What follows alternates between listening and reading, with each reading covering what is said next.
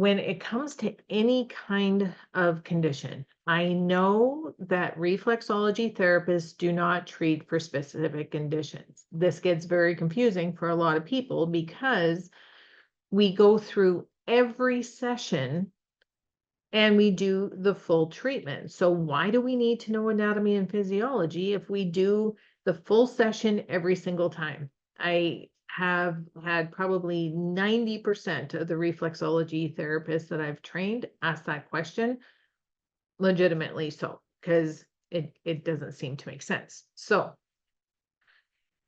reflexology therapists do not treat for specific conditions. So if I come to you and you're doing a reflexology session on me, and I say I got a headache, I don't sit in your chair and you just press the headache points and said, "See you later, Cal." That's it.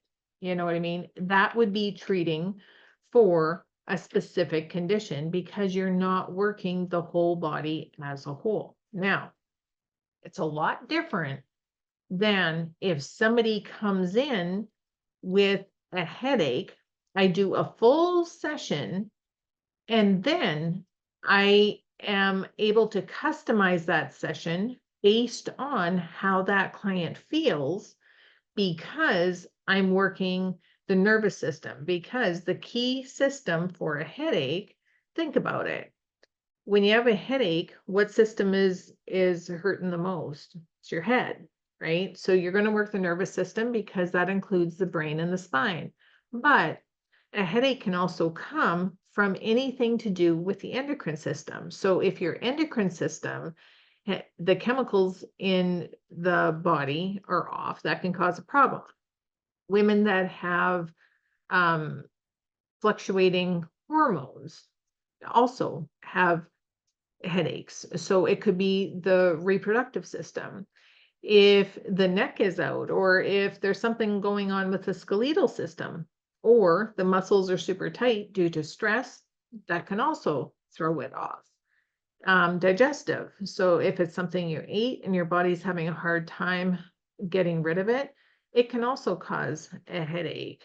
Immune. If your immune system is under attack, you can do that. So any of the reflexes associated with those body systems, I'm going to focus on a little bit more just to see if there's tension, if there is tenderness, if there's any kind of feedback from the client that is giving a signal where that specific client is stressed. And the reason why we do that is because some clients just fall asleep, right? And especially when you're learning, you don't know what you don't know. So it gives you a chance to allow your thumbs to start to feel for maybe something that is an indicator of where the stress might be in the body. And then you just hold that spot for an extra amount of time. So for example, I'm still doing the full session on this client, but when I get to the brain reflex, instead of just doing 3 quick thumb walks, I might hold it a little bit longer. You know what I mean? So I stay on those reflexes longer because that's where the body's holding more stress with that specific client.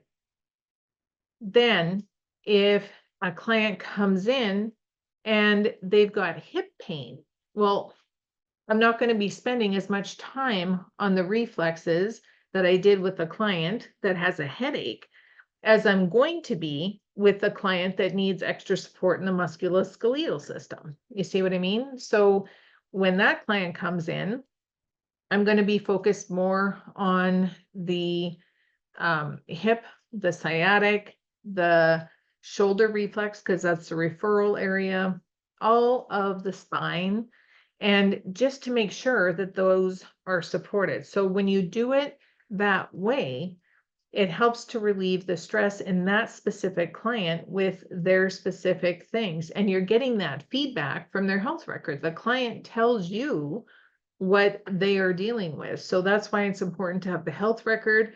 That's why it's important to do the treatment plan. That's why it's important to do everything.